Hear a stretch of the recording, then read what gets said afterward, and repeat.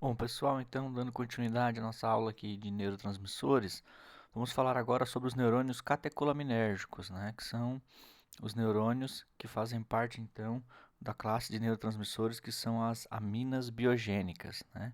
Então, nessa subclassificação, que são os neurônios catecolaminérgicos, né, nós podemos ver, então, que essas catecolaminas, as que funcionam como transmissores, elas regulam muitas funções encefálicas e também apresentam atividade no sistema nervoso periférico.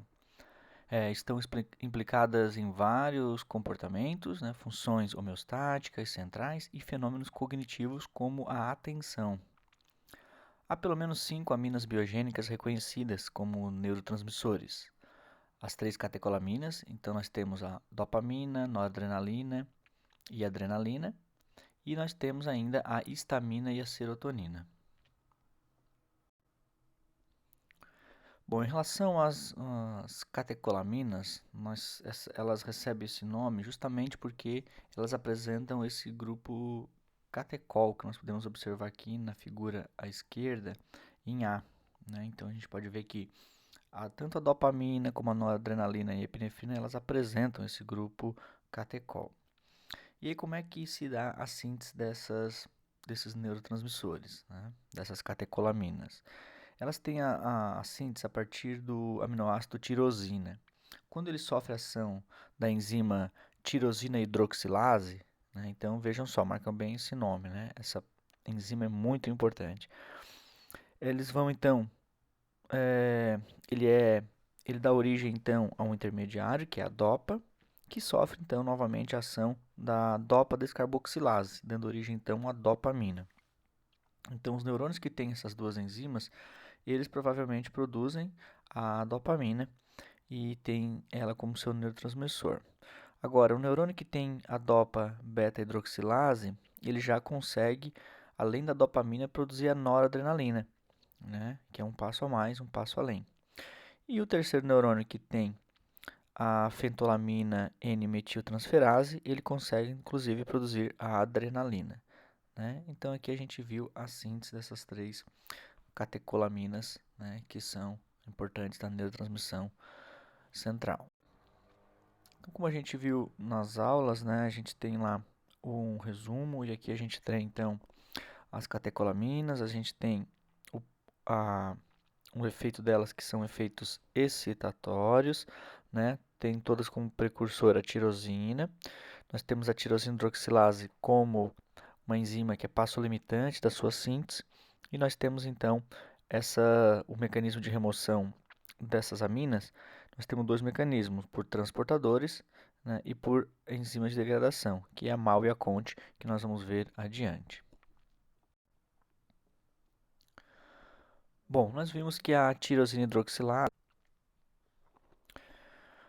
Bom, pessoal, embora a dopamina, falando da primeira então, esteja presente em diversas regiões encefálicas, a área com mais conteúdo, o maior conteúdo de dopamina no encéfalo é o estriado, tá?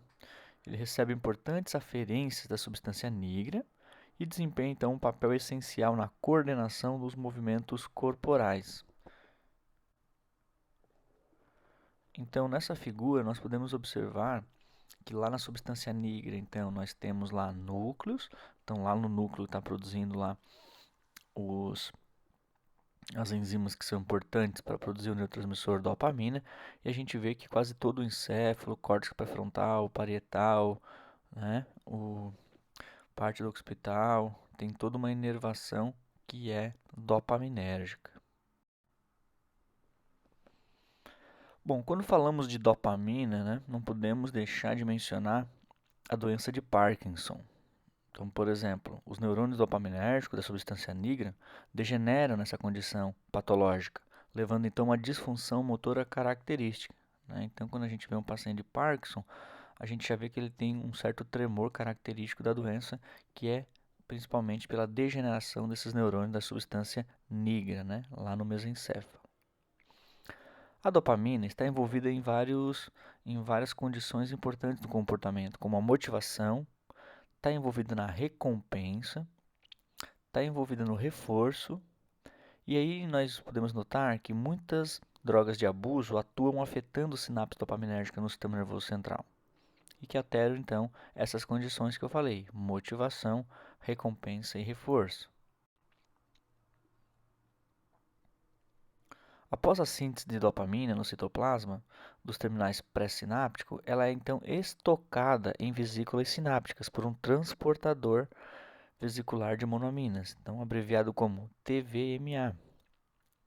A ação da dopamina na fenda sináptica é terminada pela recaptação pelos terminais nervosos ou por outras células gliais vizinhas por um transportador de dopamina, que ele é dependente de sódio, denominado então de TDA, então transportador de dopamina.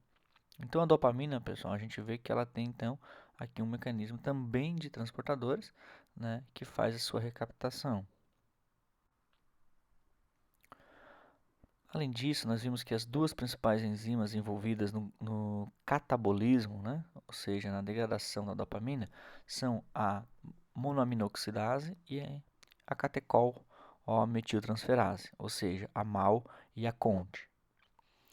Então, inibidores dessas enzimas, como a fenisina e a tranilcipromina, são utilizados como antidepressivos, né? Então, se eu inibo a ação dessas enzimas, elas vão deixar de degradar. Deixando de degradar, eu tenho um aumento dessa dopamina, desse neurotransmissor na fenda sináptica e assim estimulando mais o neurônio pós-sináptico, tendo efeitos, então, antidepressivos, né? Uma vez liberada, a dopamina atua exclusivamente pela ativação de receptores acoplados à proteína G. Então, nós temos o receptor D1 de dopamina, receptor D2, D3, D4, D5. São os principais receptores que ela atua. A cocaína produz seus efeitos psicotrópicos ligando-se ao TDA, que é o transportador de dopamina, e inibindo esse transportador, resultando então em um aumento na concentração de dopamina na fenda sináptica. Então veja, pessoal, o que eu descrevi anteriormente do transportador, da fisiologia da dopamina, nós podemos observar aqui na figura à direita que o transportador está lá no neurônio pré-sináptico, né? Está ali em estrutura branquinho, fazendo então essa recaptação da dopamina. Então nós estamos vendo que numa condição de um usuário de cocaína, acaba então bloqueando esse transportador e assim esse indivíduo tem mais dopamina na fenda sináptica e tem um efeito maior naqueles que a gente viu anteriormente, de motivação, reforço, né? A anfetamina inibe o transportador de dopamina, mas também o transportador de noradrenalina, né? De uma outra, da próxima agora a gente vai ver, de uma outra catecolamina. Então a adrenalina, ela é utilizada como neurotransmissor no locus cerúleus, o núcleo do tronco cefálico que se projeta difusamente para várias áreas no prosencéfalo, onde influencia o sono e a vigília, a atenção e o comportamento alimentar. Os mais notáveis neurônios noradrenérgicos são as células ganglionares simpáticas, que empregam a noradrenalina como principal neurotransmissor periférico dessa divisão do sistema nervoso visceral. Então, pessoal, a gente vê que são duas regiões que produzem a noradrenalina e eu destaco o locus cerúleus com uma função muito importante no controle da dor. Então, podemos observar no próximo slide. Aqui nós observamos lá o locus cerúleus no tronco encefálico, uma região da ponte, onde nós temos os núcleos que produzem, né? Então, as enzimas que vão produzir o neurotransmissor noradrenalina. Também podemos observar que ele tem uma projeção grande para o prosencéfalo, como dito anteriormente, mas também podemos observar que ele vai para a medula espinal. Então, essa projeção que vai para a medula espinal é uma projeção muito importante na produção de analgesia. Então, esses núcleos são ativados e nós chamamos esse sistema do locus cerúleus, desses neurônios noradrenérgicos, que fazem parte do sistema de controle descendente da dor, que ele vem lá do tronco cefálico que vai para a medula espinal e aí produzindo um efeito analgésico na medula espinal. Então, a noradrenalina é removida da fenda sináptica pelo transportador de noradrenalina, que é o TNA, o qual é também capaz de captar dopamina. Então, como já mencionado, o TNA ele é alvo molecular para a anfetamina, que atua como estimulante, produzindo então um aumento na concentração de noradrenalina e dopamina. Então, assim como a dopamina, a noradrenalina é degradada pela MAO e pela CONT. E assim como a adrenalina, a noradrenalina atua em receptores adrenérgicos, receptores alfa e beta, né? Então a gente vê muito essa sinalização no coração, né? Nos vasos sanguíneos. Na dor, pessoal, podemos citar os receptores alfa-2 adrenérgicos, né? Que eles são ativados na medula espinal e causam um efeito analgésico, a inibição do neurônio na medula espinal. Então aqui a gente só a ilustração, né, de um terminal que contendo na fenda sináptica, tanto na fenda sináptica como dentro do citosol no terminal pré-sináptico, a presença da MAO e da CONT, então tendo o efeito de degradando, né, a noradrenalina. Então, um outro neurotransmissor muito importante é a serotonina, né? Serotonina ou 5-hidroxitriptamina. Ela foi inicialmente considerada como tendo ação no sentido de aumentar o tônus vascular, em virtude de sua presença no soro, por isso, né, serotonina. Né? A síntese de serotonina parece ser limitada pela disponibilidade de triptofano no líquido extracelular que banha os neurônios. A fonte cefálica de triptofano é o sangue, e a fonte de triptofano no sangue é a dieta. Então, grãos, carne, produtos lácteos e chocolate são especialmente ricos em triptofano. Então, a importância, né, da ingesta desses alimentos para a produção de serotonina. A serotonina ela é encontrada em grupos de neurônios da região da RAF, da ponte e da parte superior do tronco cefálico, as quais apresentam projeções difusas ao prosencéfalo e regulam o sono à vigília. Além disso, a serotonina também é importante para os sistemas encefálicos que regulam o humor e o comportamento emocional. Pessoal, assim como a noradrenalina no locus coeruleus era uma região importante no controle descendente da dor, aqui esse núcleo magno da RAF é outro núcleo importante para o controle descendente da dor. Só que aqui o neurotransmissor é então a serotonina, que ela vai então até a medula espinal por essas projeções desses neurônios do núcleo magno da RAF e lá faz então a inibição dos neurônios na medula espinal. Então aqui nesse slide nós podemos observar essa ramificação dos neurônios serotoninérgicos desde o tronco cefálico para a região de todo o prosencéfalo.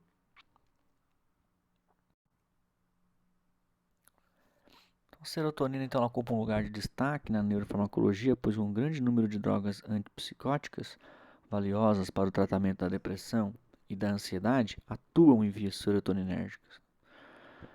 Então temos lá numerosos antidepressivos ansiolíticos, né, que são utilizados clinicamente, incluindo então a fluoxetina, que é um dos mais comumente, né, e eu diria exaustivamente prescritos na parte médica, né, que tem lá o seu nome comercial como Prozac. Então são inibidores seletivos da recaptação da serotonina, fazendo com que aumente as concentrações de serotonina nas sinapses serotoninérgicas. Então aqui o que a gente já viu, a serotonina então, ela é produzida a partir do triptofano, e aí então ela sofre a ação de uma enzima chamada triptofano hidroxilase, e essa então que leva à produção de um intermediário, que é o 5-HTP, e aí 5-HTP também vai sofrer uma ação de uma outra enzima, né? E aí aqui a gente vê que ela vai produzir então a serotonina, né? Então o 5-HTP ele vai sofrer a ação da 5-HTP descarboxilase, produzindo então a serotonina. O carregamento de serotonina nas vesículas sinápticas é realizado pelo mesmo transportador vesicular das monoaminas, né, que então é o mesmo para todas, e os efeitos sinápticos da serotonina são encerrados por seu transporte de volta aos terminais nervosos, né, por um transportador específico para a serotonina, que é o T-CERT. Então ela já é diferente lá da dopamina, que é junto com a noradrenalina, né? A ativação de receptores de serotonina também mediam a saciedade e a redução no consumo de alimento, razão pela qual drogas serotoninérgicas são algumas vezes úteis no tratamento de distúrbios alimentares. Então aqui a gente vê novamente um resumo, né, que a gente já vê junto com a histamina, né, a serotonina, então são monoaminas que produzem um efeito excitatório. A gente vê lá então triptofano hidroxilase como um passo remitante, né, e a gente vê que ele tem lá os transportadores e a MAO também fazendo parte da degradação da serotonina. Por fim, pessoal, nós temos os neurotransmissores peptidérgicos, né? Então, a gente tem agora aqueles de maior peso molecular. Então, muitos peptídeos, conhecidos como hormônios, também atuam como neurotransmissores. Alguns neurotransmissores peptídicos têm sido implicados na modulação das emoções. Outros, como a substância P e os peptídeos opioides, eles estão envolvidos na percepção da dor. Então, nós temos lá aqui também outros peptídeos ainda, como o hormônio estimulador de melanócito, a adrenocorticotropina e a beta-endorfina também regulam respostas complexas ao estresse e são então neuropeptídeos, são então liberados em situação um pouco maior, né? Se a gente voltar e lembrar lá na aula de transmissão sináptica, a gente lembra que quando entra o cálcio, libera então os neurotransmissores, como as aminas, os aminoácidos, que são neurotransmissores de uma estimulação mais lenta, né, de estimulação rápida, né, rápida, e é uma estimulação mais de baixa frequência, estímulo de baixa frequência produzem essa liberação.